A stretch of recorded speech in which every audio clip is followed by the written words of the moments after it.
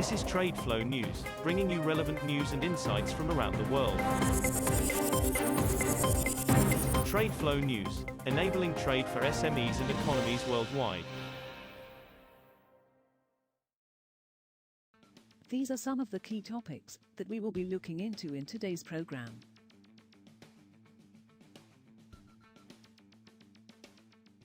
First, let's take a look at the overnight headlines which are impacting the commodity markets. Oil rose on Tuesday after top exporter Saudi Arabia said OPEC Plus was sticking with output cuts and could take further steps to balance the market, outweighing global recession worries and concern about China's rising COVID-19 case numbers. Saudi Arabian Energy Minister Prince Abdulaziz bin Salman on Monday was also quoted by state news agency SPA as denying a Wall Street Journal report that said OPEC was considering boosting output and sent prices plunging by more than 5%. Brent crude rose $1.45, or 1.7%, to $88.90 by 13:02 GMT. U.S. West Texas Intermediate, WTI, crude was up $1.16, or 1.5%, at $81.20. The European Commission proposed introducing a gas price cap for 1 year from Jan. 1, 2023, according to draft legislation seen by Reuters that has so far left the actual ceiling level blank. The idea to cap prices has divided EU countries for many months. The Commission's latest proposal will be debated by energy ministers from the bloc's 27 member countries on Thursday.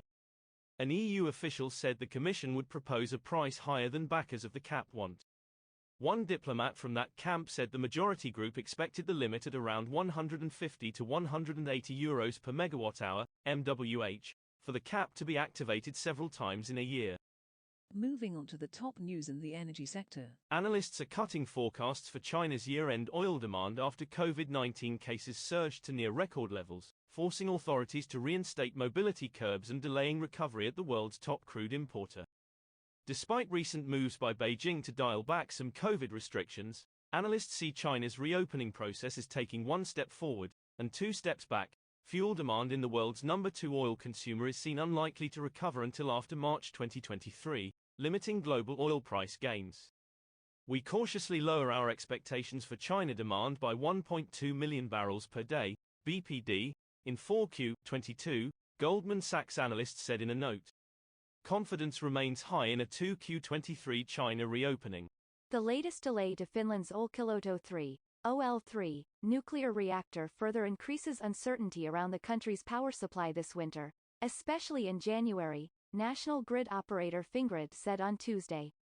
Operator Teollisuuden Voima, TVO, on Monday said OL3 test production of electricity will resume on December 11 at the earliest after cracks were found in key components last month, while regular output is at best set to begin on January 22.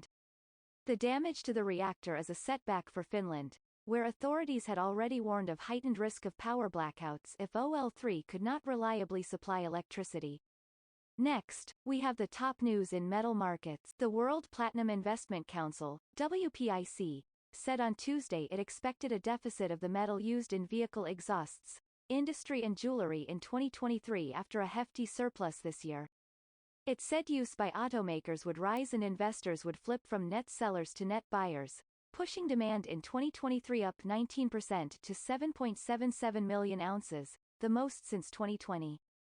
Power outages and maintenance at mines in top producer South Africa will meanwhile restrict supply, creating a deficit of 303,000 ounces next year, said the WPIC, which uses data from consultants Metals Focus. Copper snapped a 4-session run of losses to rise on Tuesday as the US dollar weakened, but rising COVID-19 cases in top metals consumer China capped the upside.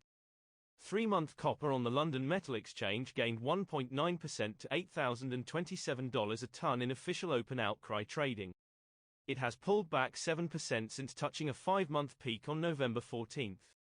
The dollar is soft, yields are lower, and that's supporting the general level of risk appetite in the market, said Ole Hansen, head of commodity strategy at Saxo Bank in Copenhagen.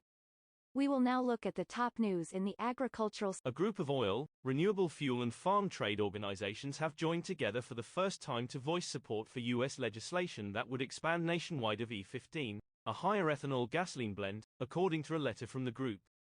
Organizations including the American Petroleum Institute, API, Renewable Fuels Association and the National Farmers Union wrote to congressional leaders to urge them to adopt legislation that would effectively lift restrictions on E15 sales.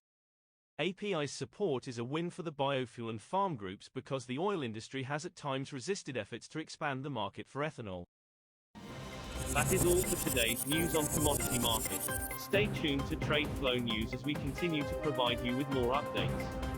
We also invite you to follow us on Twitter at TradeFlow News, which allows you to watch our program on your mobile device or desktop to receive information from there.